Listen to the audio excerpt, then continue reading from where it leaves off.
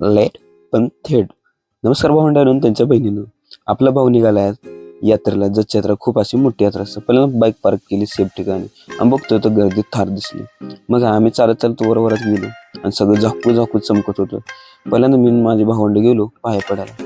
देवीचं दर्शन घेतलं तर खूप गर्दी होती. भारी घेतलं आणि बघतोय तर यात्रेत काय आहे शपथ म्हणलं काय नाही आपल्या मागचं.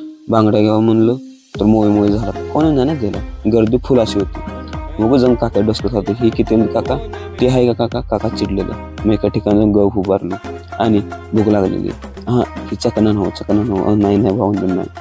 तर वर बघतोय म्हणतो एवढं पांढरे पक्षी कुठून आलं. तर भावंडवरनं पानं टाकलं म्हणून ते कर फोकस माझ्या आणि दिसली आम्हाला खाऊ गल्लीत निघालो. पहिल्यांदा डोसा घेतला. खाऊ गल्ली डोस्यात आपलं परत भेळ घेतली. भेळ खाल्ली आणि सगळी बडी बघतोय 11:30-12 होत आलं. मग निघालो घरी. घरातली शिव्या देतली.